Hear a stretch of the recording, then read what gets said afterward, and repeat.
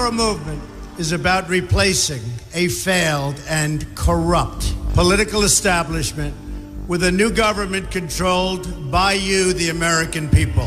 The Washington establishment and the financial and media corporations that fund it exist for only one reason: to protect and enrich itself. The establishment has trillions of dollars at stake in this election. For those who control the levers of power in Washington and for the global special interest, they partner with these people that don't have your good in mind. Our campaign represents a true existential threat like they haven't seen before. This is not simply another four-year election. This is a crossroads in the history of our civilization that will determine whether or not we, the people, reclaim control over our government. The political establishment that is trying to stop us is the same group responsible for our disastrous trade deals, massive illegal immigration, and economic and foreign policies that have bled our country dry. The political establishment has brought about the destruction of our factories and our jobs as they flee to Mexico, China, and other countries all around the world. It's a global power structure that is responsible for the economic decisions that have robbed our working class, stripped our country of its wealth, and put that money into the pockets of a handful of large corporations and political entities. This is a struggle for the survival of our nation, and this will be our last chance to save it. This election will determine whether we're a free nation or whether we have only the illusion of democracy, but are in fact controlled by a small handful of global special interests rigging the system, and our system is rigged. This is reality. You know it, they know it, I know it, and pretty much the whole world knows it. The Clinton machine is at the center of this power structure. We've seen this firsthand in the WikiLeaks documents, in which Hillary Clinton meets in secret with international banks to plot the destruction of U.S. sovereignty in order to enrich these global financial powers, her special interest friends, and her donors. Honestly, she should be locked up. The most powerful weapon deployed by the Clintons is the corporate media, the press. Let's be clear on one thing. The corporate media in our country is no longer involved in journalism. They're a political special interest, no different than any lobbyist or other financial entity with a total political agenda, and the agenda is not for you, it's for themselves. Anyone who challenges their control is deemed a sexist, a racist, a xenophobe. They will lie, and then again, they will do worse than that. They will do whatever is necessary. The Clintons are criminals, remember that. This is well documented, and the establishment that protects them has engaged in a massive cover-up of widespread criminal activity at the State Department and the Clinton Foundation in order to keep the Clintons in power. They knew they would throw every lie they could at me and my family and my loved ones. They knew they would stop at nothing to try to stop me. Nevertheless, I take all of these slings and arrows gladly for you. I take them for our movement so that we can have our country back. I knew this day would arrive. It's only a question of when. And I knew the American people would rise above it and vote for the future they deserve. The only thing that can stop this corrupt machine is you. The only force strong enough to save our country is us. The only people brave enough to vote out this corrupt establishment is you, the American people. Our great civilization has come upon a moment of reckoning. I didn't need to do this, folks, believe me. I built a great company, and I had a wonderful life. I could have enjoyed the fruits and benefits of years of successful business deals and businesses for myself and my family, instead of going through this absolute horror show of lies, deceptions, malicious attacks. Who would have thought? I'm doing it because this country has given me so much, and I feel so strongly that it's my turn to give back to the country that I love.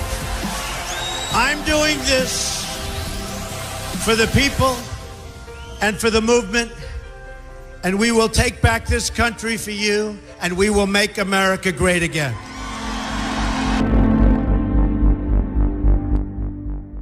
In the Old Testament of the Bible, the book of Proverbs 13:20 reads, "He that walketh with wise men shall be wise, but a companion of fools shall be destroyed."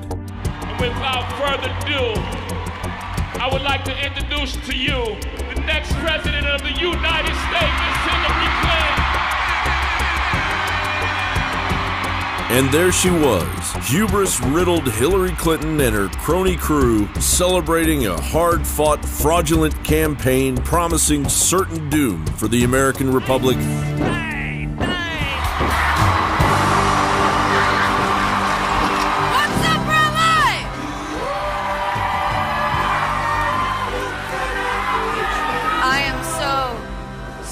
Very proud to be here today. Making it abundantly clear that this Christian nation will be transferred to a much darker power, a power where Hillary's spiritual allegiance lies, surrounding herself throughout the campaign with Hillary Clinton's spiritual base, Luciferians.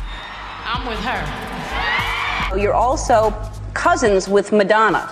That's true. Screenshots we've got from last night's Super Bowl performance by Madonna, and then you can also Google image search for yourself and type in Baphomet, and of course we see that Madonna is dressed up as Baphomet. She's sitting on the throne of Baphomet. She's got the horns. Later on, she's got the hand gestures of Baphomet. And this is the idol that the American people during Super Bowl halftime show are being told to worship. So, who's Baphomet? Baphomet is an idol used by Satanists to represent the devil. Madonna, one of the whores of Hollywood, one of the biggest pop culture prostitutes on our planet, who is now promising to give every single man who votes for Hillary Clinton oral sex. Let's have the dancing grandma explain it in her own words. If you vote for Hillary Clinton, I will give you a You'll have as much say as any billionaire. Or you can just cancel out your weird cousin's vote if you like. Because remember, it's not where you come from, it's what you grow into. So here's how I'm going to use my voice. I'm going to vote for Hillary Clinton. But it didn't work out, and so I sold my soul to the devil. What I'm asking you is to be in this moment right now with us and fight for your future and the future of our children. Like, if you don't get this right now, I swear to Lucifer, I'm gonna, I get a little bit mad. Remember, folks, a vote for Hillary is a vote for a decades-old international child sex trafficking ring, blood sacrifices, a headlong plunge into the United Nations Agenda 2030, and if we're all lucky, World War III. But most importantly, a vote for Hillary Rodham Clinton is a vote for Hillary's personal hero, Lucifer. Now, one of the things that I have learned about Hillary Clinton is that one of her heroes, her mentors, was Saul Alinsky. And her senior thesis was about Saul Alinsky. This was someone that she greatly admired and that affected all of her philosophies subsequently. He wrote a book called Rules for Radicals. On the dedication page, it acknowledges Lucifer, the original radical who gained his own kingdom. Now think about that. This is a nation where our founding document, the Declaration of Independence, talks about certain inalienable rights that come from our Creator. So are we willing to elect someone as president who has as their role model somebody who acknowledges Lucifer? Think about Many were expecting big celebrations inside Hillary Clinton's hotel this morning, but out here the sun is about to rise on a sobering day for Democrats. Devastated. Sad. They rejected Hillary Clinton in those areas. Sorry for the country. A sentiment that spread during those nail-biting hours in the Javits Center past 2 a.m. when Hillary Clinton's campaign chairman, John Podesta, finally told supporters to go home. I want every person across the country who supported Hillary to know that your voices and your enthusiasm means so much to her and to Tim and to all of us. We are so proud of you.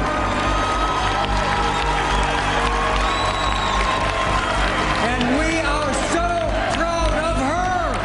But few in the crowd were feeling proud of their country once it became clear Clinton would not be the 45th president. What will sadden me when this is over is the reflection I'll have to take on my neighbors, my friends, my co-workers who possibly went in the booth, closed the curtain, and voted for Donald Trump. Many expected to end this election night with a huge historic win for women. I have a 2-year-old niece, and today brought her into the election booth, and you know, we voted for an American president that happened to be a female. I hope in her lifetime we'll have a female president. With a Republican majority projected in the House and the Senate as well, many Democrats are now looking for what comes next for them. It's so hard to believe that the country is as divided in such a severe way.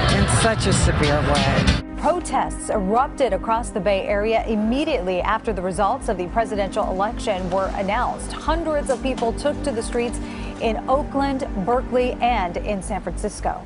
KPIX 5's Sandra Osborne is live at San Francisco State University, where students protested until the early morning hours. Sandra? And good morning to you, Kenny. Things obviously have quieted down a lot here, but there is still some graffiti left behind. In fact, the SF State sign right behind me here, the main one you see as you're driving down 19th Avenue, has some graffiti on it. We can't show that to you because of some profane language, but it is an anti-Trump message written in orange spray paint across this sign there. I do want to show you some of the damage left behind in Oakland this morning. About 250 protesters took to the streets marching through the downtown area. This is video of the cleanup this morning. Oakland police say they're getting reports of several businesses vandalized late last night. We found some broken windows and graffiti on a building. We're told one protester has some serious injuries after being hit by a car when the protest continued on the Highway 24. We're also told protesters attacked that car, breaking out the back window. Several fires reported in garbage cans and also in dumpsters. Now here at the college, SF State, dozens of protesters gathered at the student union. Things a lot more peaceful here with chanting, protesters saying they will not be divided. They did take to the streets marching on 19th Avenue. And again, things quieted down here around 4 o'clock this morning. Those protesters all went home, so we're looking at things quiet and peaceful to start off the day. However, again, we do still see some graffiti left behind, so there is some cleanup left to do.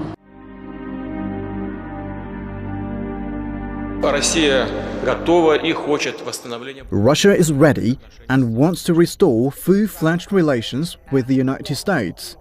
I repeat, we understand that this will not be an easy path, but we're ready to do our part and do everything to return Russia-US relations to a stable and sustainable track of development.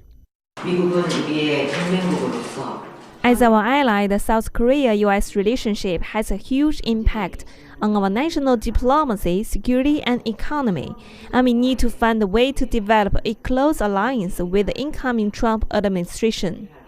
I hope that this choice of the American people will lead to beneficial steps being taken for the world concerning basic rights and freedoms, democracy, and developments in our region. On my and my people's behalf, I want to interpret this choice of the American people as good, and I wish them a successful future. I would like to offer Donald Trump, the new President of the United States, close cooperation. Partnership with the US is and remains a cornerstone of German policy. So there we can hear her inviting the US to continue their close cooperation with Germany, but she also said that that close cooperation was basically conditional on them continuing to share the values of freedom, democracy and human rights, not exactly values that the media have portrayed Donald Trump to be famous for. Meanwhile, much more scathing reaction from her defense minister, the German defense minister Ursula von der Leyen, who as the results were coming out indicating that Trump was likely to win the election, she said that it was a big shock. And after those results came in and Trump's win was confirmed, she said, I think Donald Trump knows that it wasn't a vote for him, but she called it essentially a protest vote. She said it was a vote against Washington, against the establishment. She also criticized the style in which the campaign was conducted, but said nevertheless it was a democratic vote and, quote, we need to deal with that reality, end quote. Elsewhere, also reactions coming in from Rome and the head of the European Parliament, Martin Schulz, who was a little flustered to say the least. I think we can also take a quick listen to some of their statements. A nome dell'Italia. In the name of Italy, I congratulate and wish him a good job, convinced as I am, and we all are, that the Italian-American friendship will continue to be strong and solid. I congratulate the newly elected President of the United States, Donald Trump. This is for sure a difficult moment in the relationship between the United Nations, the United States, and the European Union.